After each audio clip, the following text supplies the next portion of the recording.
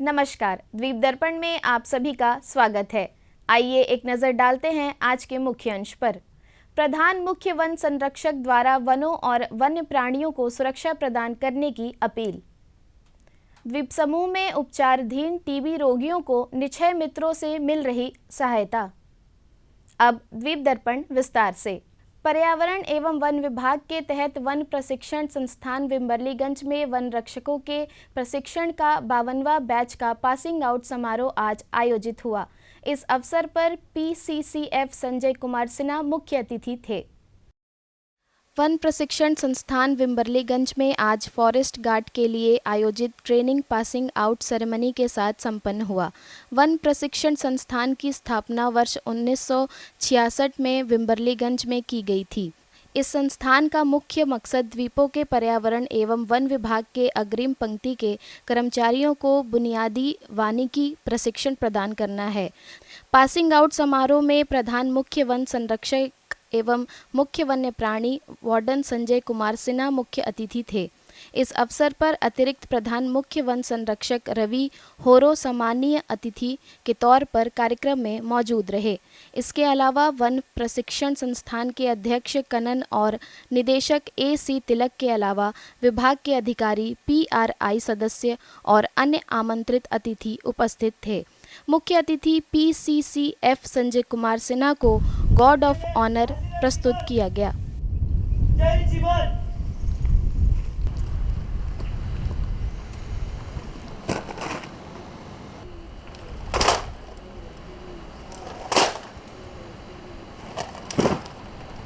समान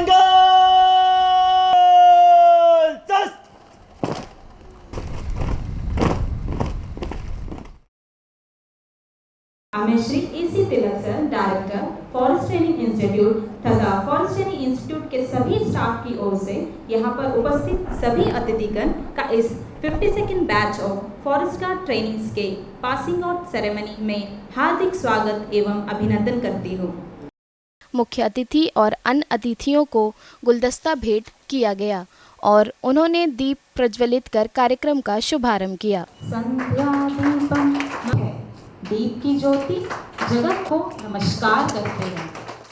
संस्थान के अध्यक्ष कनन ने मुख्य अतिथि और अन्य उपस्थित लोगों का स्वागत करते हुए अपने विचार रखे। Forest guards, you are the real face of the forest department. After completing your training, you are going to the field. I urge all the forest guards to take the pride of the profession first. It is a profession that you have chosen to work for next 30-40 years of your career. And you are not only going for protecting the forest, and you are involved in plantation, and also you will go to the extreme of giving awareness among the people throughout Andaman and Nicobar Islands. One प्रशिक्षण संस्थान के निदेशक AC तिलक ने पूरे प्रशिक्षण का report प्रस्तुत किया। On this occasion of the passing out ceremony of 52nd batch of Forest Guard trainees, I take this opportunity with the permission of Chief Guest of today's function to present before you the course report of the outgoing batch of Forest Guard training. The present batch of Forest Guard trainees comprise 19 trainees with 12 male and 7 female trainees having different educational background from 12th standard to post-graduation. At the far end of the training, one female trainee got selected to the post of forester, so she resigned and joined as a forester at Baratang Forest Division. मुख्य अतिथि सहित अन्य अतिथियों ने प्रशिक्षार्थियों को प्रमाण पत्र और ट्रॉफी प्रदान की।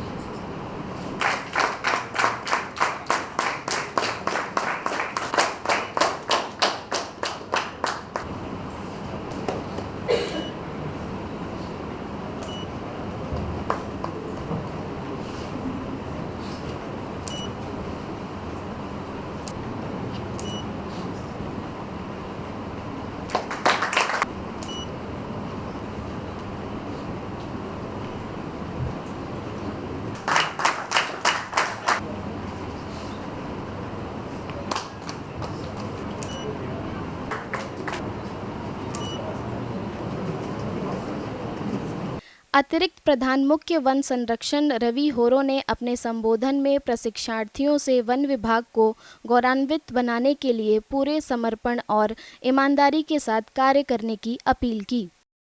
आज ये बहुत खुशी की बात है कि हमारे वन विभाग में कुछ नए चेहरे आ रहे हैं, कुछ नए फोर्स आ रहे हैं जो कि अपने आप को सिद्ध करते हुए इस जगह पहुँचे हैं। आप लोग चुने हुए लोग हैं, आप लोगों को डिपार्टमेंट में नहीं चुना है, बल्कि मेरा मानना है आप लोगों ने को ईश्वर ने चुना है। अब इसके बाद के जो लाइफ है वो मिला जुला होगा, ये आप लोगों के हाथ में होगा कि उसे खुशनुमा बनाएं या फिर दुखी बनाएं। हम लोगों ने भरसक कोशिश की है कि आप लोगों का जो पोस्टिंग है जहाँ है उसमें सभी के साथ जस्टिस हो। तो मैं आप सभी से ये रिक्वेस्ट करूँगा, खुशी खुशी अपना जो भी पोस्टिंग है वहाँ जाके अच्छे से काम करें। अपने ट्रेनिंग में आपने जो सीखा है वो हमारे डिपार्टमेंट का गौरव बढ़ाने के लिए करें, और वहाँ के लोगों वो ज़्यादा महत्व हैं, उनका सहयोग करें। मुख्य अतिथि प्रधान मुख्य वन संरक्षक संजय कुमार सिन्हा ने प्रशिक्षार्थियों से वनों और वन्य प्राणी को सुरक्षा प्रदान करने की अपील की। I congratulate all the members of ground level executive staff of Forest Department of Andaman and Nicobar. A long career full of challenges and opportunities awaits you as you are going to be the guardians of our rich and diverse forest wealth spread across the beautiful islands. You are also going to be protectors of heritage and culture of our forest dwelling tribal communities here. You have a key role to play in forest protection, conservation and management, forest survey, extraction activities, wildlife management, managing man-animal conflicts, afforestation and plantation works, enhancing tourism activities over the beautiful beaches and many other responsibilities as and when assigned to you. कार्यक्रम में संस्थान के अनुदेशक राजू राठौर ने धन्यवाद ज्ञापन प्रस्तुत किया। समारोह के बाद प्रशिक्षार्थियों ने अपना अनुभव दूरदर्शन से बांटा। सर, हमें खुशी और जिम्मेदारी के पल एक साथ महसूस होता है क्योंकि हम इस प्रशिक्षण संस्थान से पासिंग आउट होकर जा रहे हैं। हम ट्रेनिस की एक फेज़ से अभी हम जो है एक फील्ड फॉरेस्टर का पद को संभालने और वन प्रशिक्षण की और हम लोग आगे बढ़ रहे हैं। हम द्वीपों में जितने भी हमारे फॉरेस्ट डिपार्टमेंट के एसेट्स है उसको बचाने की और पोचर्स से प्रोटेक्शन करने के लिए हमारी जिम्मेदारी है सर। और हम इस प्रशिक्षण में तरह तरह की फॉरेस्ट्री सब्जेक्ट्स के बारे में सीखे हैं और अदर डिपार्टमेंट से जो भी इंस्ट्रक्टर्स हमें आए हैं, गेस्ट लेक्चर्स आए हैं, वो सब जो है हमें बहुत अच्छे तरीके से प्रशिक्षण किए हैं। और हम जो है ह्यूमन मैनेजमेंट और वाइल्ड लाइफ मैनेजमेंट को साथ साथ लेके जाने की जिम्मेदारी को आगे बढ़ाए सर। हम जब यहाँ आए थे तो हमें फॉरेस्ट्री के बारे में ज़्यादा जानकारी नहीं थी। हमें बहुत जानकारी प्राप्त हुई है और हम ज़रूर अपने इससे आगे अपने फील्ड में यूज़ करेंगे। सर, वो एक इमोशन बन जाता है सबके साथ, एक 6-7 महीना साथ में रहना, नॉलेज शेयर करना, एक्सपीरियंस शेयर करना। बहुत अच्छा एक्सपीरियंस था यहाँ पे फॉरेस्ट ट्रेनिंग इंस्टीट्यूट में। और हम सोचते हैं कि हम जो भी पास आउट कर रहे हैं अपने सर्विस में जो भी सीखा है वो सब हम लोग यूज़ कर पाए।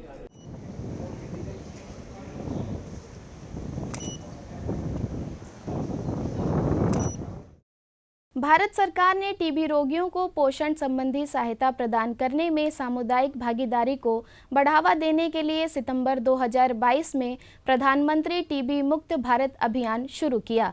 इस पहल के तहत दानदाताओं, जिन्हें निश्चय मित्र के रूप में जाना जाता है, में व्यक्ति, गैर सरकारी संगठन, सहकारी समितियां, धर्म आधारित संगठन, कॉरपोरेट, राजनीतिक दल और अन्य शामिल हो सकते हैं। एक निश्चय मित्र आवश्यक पोषण संबंधी सहायता प्रदान करने के लिए कम से कम 6 महीने की अवधि के लिए एक या अधिक सहमति वाले टीबी रोगियों को गोद ले सकता है। केंद्र शासित प्रदेश प्रशासन के वरिष्ठ अधिकारियों ने सक्रिय रूप से निश्चय मित्र के रूप में पंजीकरण कराया है। और सक्रिय रूप से टीबी रोगियों को पोषण संबंधी सहायता प्रदान कर रहे हैं।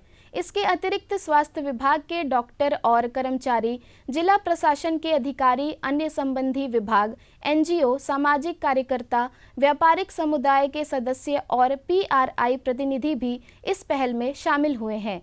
वे टीबी रोगियों को उनके ठीक होने में सहायता के लिए भोजन की टोकरियां वितरित कर रहे हैं। एनेडको ने द्वीपों से टीबी रोगियों को गोद लेने और उन्हें आवश्यक पोषण संबंधी सहायता प्रदान करने का संकल्प लिया है। इन द्वीपों में उपचाराधीन 177 टीबी रोगियों को तीनों जिलों में निक्षय मित्रों से सहायता मिल रही है। निक्षय मित्र के रूप में पंजीकरण कराने के इच्छुक लोग अधिक जानकारी के लिए 03192 242132 पर संपर्क कर सकते हैं।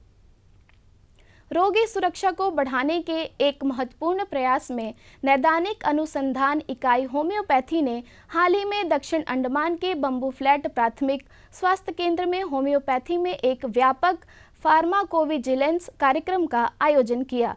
सत्र का संचालन करते हुए फार्माकोविजिलेंस विशेषज्ञ डॉक्टर नमिता गोपाल ने प्रतिकूल दवा प्रतिक्रियाओं और अन्य दवा संबंधी चिंताओं का पता लगाने, मूल्यांकन करने, समझने और रोकने में क्षेत्र की महत्वपूर्ण भूमिका पर जोर दिया।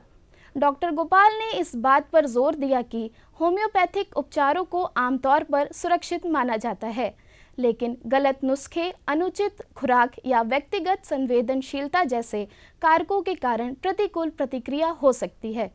कार्यक्रम ने स्वास्थ्य देखभाल पेशेवरों के ADR के लक्षणों को समझने और प्रतिकूल प्रतिक्रियाओं को संदेह होने पर मामलों का प्रबंधन करने के तरीके को जानने के महत्व को रेखांकित किया है। भारत के सबसे प्रिय आध्यात्मिक नेताओं में एक रामकृष्ण की जयंती कल मनाई जाएगी। इस सिलसिले में श्री विजयपुरम के रामकृष्ण मिशन में विभिन्न कार्यक्रम रखे गए हैं। रामकृष्ण का जन्म 19वीं सदी के रहस्यवादी और दार्शनिक रामकृष्ण के रूप में हुआ। उन्होंने विभिन्न धर्मों के बीच एकता को बढ़ावा देने और व्यक्ति के अपने आंतरिक स्व को समझने के महत्व पर जोर देने के लिए जाना जाता है। उनकी जयंती के अवसर पर कल प्रातः 4:30 बजे से रात 8:30 बजे तक कई कार्यक्रम रखे गए हैं। कल सवेरे 7:30 बजे विशेष पूजा रामकृष्ण मिशन के मुख्य मंदिर में होगी। सवेरे 10 बजे हवन, 10:50 पर गीति आलेखिया, 11:45 पर भोग आरती, दोपहर 12:05 पर विशेष व्याख्यान सहित प्रसाद वितरण के कार्यक्रम आयोजित होंगे। शाम में पुराने मंदिर में गतिविधियां होंगी। इस बारे में रामकृष्ण मिशन के आचार्य ने दूरदर्शन से विस्तार से बातचीत की और कल होने वाले कार्यक्रमों में शामिल होने की अपील भी की। मैं स्वामी ओमकारात्मानंद जी, रामकृष्ण मिशन श्री विजयपुरम, अंडमान निकोबार आइलैंड से, यहाँ पर जो रामकृष्ण मिशन है उसके एक सदस्य है, सेक्रेटरी है। यह आश्रम बेलूर मठ, जो रामकृष्ण मिशन बेलूर मठ है वही ब्रांच सेंटर है। करीब करीब 330 ऐसा होल वर्ल्ड में सेंटर है। तो हमारे एक विशेष दिन है 1 मार्च। उसी दिन भगवान श्री राम कृष्ण देव का 190th सेलिब्रेशन हम लोग यह मनाएंगे। भगवान श्री राम कृष्ण देव कलकत्ता के नज़दीक हुगली डिस्ट्रिक्ट में कामारपुकुर में जन्म लिया, वहाँ पर मनाएंगे और हमारे सब सेंटर में मनाएंगे। वो सिद्ध साधक नॉट ओनली है, हम लोग गीता में जब पढ़े यदा यदा हि धर्मस्य ग्लानिर्भवति भारत अभ्युत्थानं अधर्मस्य तदात्मनं सृजाम्यहम्। वो अपना खुद अवतार है। वो 1836 में वो कामारपुकुर हुगली डिस्ट्रिक्ट में जन्म लिया है। अभी उसका मैसेज होल वर्ल्ड में छा गए। उसका किताब है gospel of Shri Ramakrishna, life of Shri Ramakrishna. ये हर इंडियन लैंग्वेज में ट्रांसलेट हुआ था और विदेश में, फॉरेन में जो फ्रेंच है, जर्मन है और कई सेंटर में है, हमारा इंग्लैंड में है, अमेरिका में है, ऑस्ट्रेलिया में है, न्यूजीलैंड में, वो सभी जगह में मनाएंगे। विजयपुरम सेंटर से आपके पास ये निमंत्रण भेजता हूँ और निवेदन करता हूँ, फुर्सत है तो this is a very special day on 1st मार्च। आप please come and enjoy the special occasion. आपको सबको रामकृष्ण देव आशीर्वाद करना है, इसलिए उसके पास प्रार्थना करता है। रामकृष्ण में के बाद स्वामी जी ऐसा कहे, वो ये मुट्ठी से लाखों लाखों विवेकानंद इन्हें सेकंड बना सकते हैं। तो उसके बारे आप यहाँ किताब मिल जाएगा, आप पढ़ सकते हैं। उसके वाइफ के वो पूजा किया था, षोडशी पूजा, फलहरनी काली पूजा डे में, तो दक्षिणेश्वर में, और वो काली माँ के दर्शन किया था। He is not a general one. Foreign में हम लोग देखता है कि जे मैक्स मुलर वो ठाकुर जी के शरीर जाने के बाद स्वामी जी के साथ मिला है यूरोप में, वो ठाकुर जी के ऊपर लिखा है, वो आजकल फेमस हो गए। उसके साथ भी रोमारोला फ्रेंच राइटर, वो भी श्री रामकृष्ण बारे 30 इयर्स, स्वामी जी के शरीर जाने के बाद 30 इयर्स के बाद वो लिखे हैं, बहुत अच्छा लिखा है, वो किताब भी बहुत फेमस हुआ है। और ईशा रूट, वो भी अब फॉरेनर्स है, वो भी ठाकुर जी के लिखा है। हमारे ठाकुर जी का सन्यासी ठाकुर जी संघ बनाया, रामकृष्ण मिशन, स्वामी विवेकानंद 15-16 सन्यासी है, ये विराट बड़ा ऑर्गेनाइजेशन है। तो पोर्ट ब्लेयर में ये सेंटर हुआ था 1949 में, रिकॉग्नाइज 1993 में हुआ। तो अभी हम लोग चलते हैं, हमारे पूजा होगा, हमारे पाठ होगा, हमारे यहाँ पर वोकेशनल ट्रेनिंग सेंटर चलते हैं, यहाँ पर दुर्गा पूजा होता है, काली पूजा होते हैं, हम लोग युद्ध मनाते हैं, ऐसे हर टाइप के फेस्टिवल हम मनाते हैं। आइए अब लेते हैं एक छोटा सा अंतराल। প্রধানমন্ত্রী ফসল বীমা যোজনা প্রাকৃতিক দুর্যোগের পরিস্থিতিতে বীমা দ্বারা কৃষকদের আর্থিক সুরক্ষা দেওয়ার উদ্দেশ্যে এক পদক্ষেপ। हमने फसल बीमा योजना को अधिक प्रभावी बनाया, उसके दायरे में ज्यादा किसानों को लाए। বাড়ে বিশ্বাস যখন পাওয়া যায় সুবিধা। मेरी पॉलिसी मेरे हाथ। বাড়ে বিশ্বাস যখন নিজের ভাষায় পাওয়া যায় তথ্য। माझी पॉलिसी माझ्या हाती। বাড়ে বিশ্বাস যখন পৌঁছয় আপনার ফসল বীমা পলিসি আপনার কাছে। मारी पॉलिसी मारे हाथ। বাড়ে বিশ্বাস যখন পলিসির এক একটা কথা বোঝায় দুয়ারে এসে। एन पॉलिसी एन कैयल। আমার পলিসি আমার হাতে অভিযানের মাধ্যমে বীমা কোম্পানিগুলি পৌঁছে দিচ্ছে আপনার ফসল বীমা পলিসি আপনার দুয়ারে। নিজের ফসল বীমা পলিসি ও তথ্য নিতে অবশ্যই আসুন। ফসল বীমা সংক্রান্ত তথ্যের জন্য হেল্পলাইন নাম্বার 14447 এ কল করুন। ফসল বীমা করাও, সুরক্ষা কবচ পাও।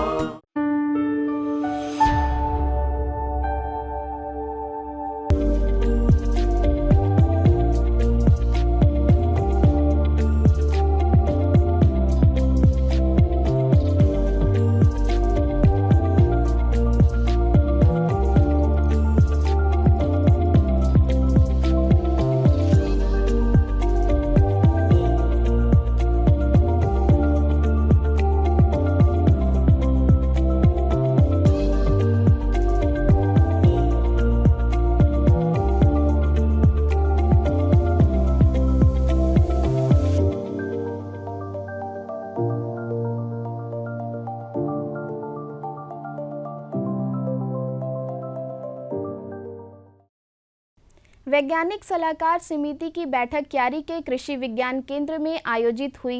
क्यारी निदेशक डॉक्टर एकनाथ बी चाकुरकर की अध्यक्षता में हुई इस बैठक में कृषि मत्स्य विभाग सहित संबद्ध विभागों के अधिकारी और वैज्ञानिक शामिल हुए। इस बैठक में संबंधित मुद्दों पर विस्तार से चर्चा हुई।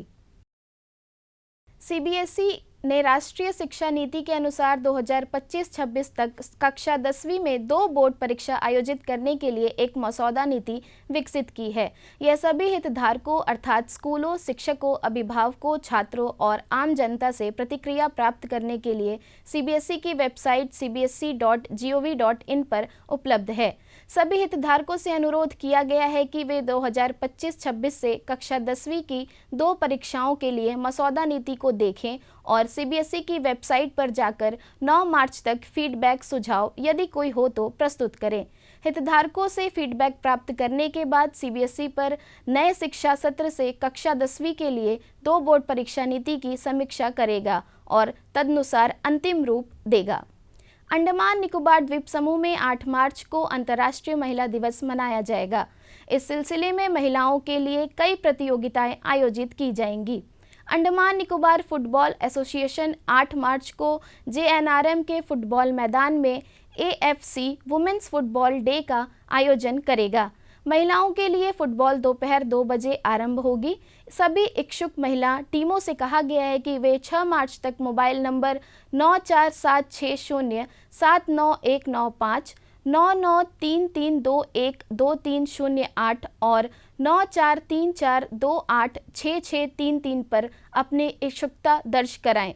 इस बीच अंतर्राष्ट्रीय महिला दिवस के अवसर पर अंडमान निकोबार चेस एसोसिएशन की ओर से भी महिलाओं के लिए विशेष चेस टूर्नामेंट आयोजित किया जाएगा। 8 मार्च को डेयरी फार्म स्थित एसोसिएशन के चेस सेंटर में यह प्रतियोगिता होगी। इन दोनों ही प्रतियोगिताओं के लिए प्रविष्टि निःशुल्क रहेगी। इसके लिए महिला खिलाड़ी 6 मार्च तक अपनी प्रविष्टि दर्ज करा सकती हैं। अधिक जानकारी और पंजीकरण के लिए मोबाइल नंबर 9933217055 पर संपर्क किया जा सकता है। अंतर्द्वीपीय जलयान यात्रा संबंधी सूचना। MV रानी लक्ष्मी स्वराज द्वीप और लॉन्ग आइलैंड होते हुए रंगत की यात्रा पर कल सवेरे 6 बजे श्री विजयपुरम से प्रस्थान करेगा और इसकी वापसी उन्हीं रास्तों से होते हुए कल दिन में 12 बजे श्री विजयपुरम के लिए होगी। MV हडबे शहीद द्वीप की यात्रा पर कल सवेरे 6:30 बजे श्री विजयपुरम से प्रस्थान करेगा और इसकी वापसी कल ही सवेरे 8:45 पर शहीद द्वीप से श्री विजयपुरम के लिए होगी। MV बम्बुका स्वराज द्वीप की यात्रा पर कल सवेरे 6:30 बजे श्री विजयपुरम से प्रस्थान करेगा और इसकी वापसी कल ही सवेरे 9 बजे स्वराज द्वीप से श्री विजयपुरम के लिए होगी। MV बाराटांग शहीद द्वीप, स्वराज द्वीप, स्ट्रेट आइलैंड, कदमतला और लॉन्ग आइलैंड होते हुए रंगत की यात्रा पर कल सवेरे 7 बजे श्री विजयपुरम से प्रस्थान करेगा और इसकी वापसी अगले दिन सवेरे 7 बजे उन्हीं रास्तों से होते हुए रंगत से श्री विजयपुरम के लिए होगी। MV जॉली बॉय शहीद द्वीप की यात्रा पर कल दिन में 11 बजे श्री विजयपुरम से प्रस्थान करेगा और इसकी वापसी कल ही दोपहर 2:30 बजे शहीद द्वीप होते हुए स्वराज द्वीप से श्री विजयपुरम के लिए होगी। MV नॉर्थ पैसेज स्वराज द्वीप की यात्रा पर कल दिन में 11:30 बजे श्री विजयपुरम से प्रस्थान करेगा और इसकी वापसी कल ही शाम 3:30 बजे स्वराज द्वीप से शहीद द्वीप होते हुए श्री विजयपुरम के लिए होगी। MV हडबे शहीद द्वीप होते हुए स्वराज द्वीप की यात्रा पर कल दोपहर बाद 2:30 बजे श्री विजयपुरम से प्रस्थान करेगा और इसकी वापसी अगले दिन सवेरे 5:30 बजे स्वराज द्वीप से शहीद द्वीप होते हुए श्री विजयपुरम के लिए होगी। सभी जलयानों की यात्रा कार्यक्रम मौसम की स्थिति पर निर्भर होंगे। अंत में मुख्य अंश एक बार फिर। प्रधान मुख्य वन संरक्षक द्वारा वनों और वन्य प्राणियों को सुरक्षा प्रदान करने की अपील। द्वीप समूह में उपचाराधीन टीबी रोगियों को निक्षय मित्रों से मिल रही सहायता। इसी के साथ ही आज का यह द्वीप दर्पण कार्यक्रम यहीं पर समाप्त होता है। नमस्कार।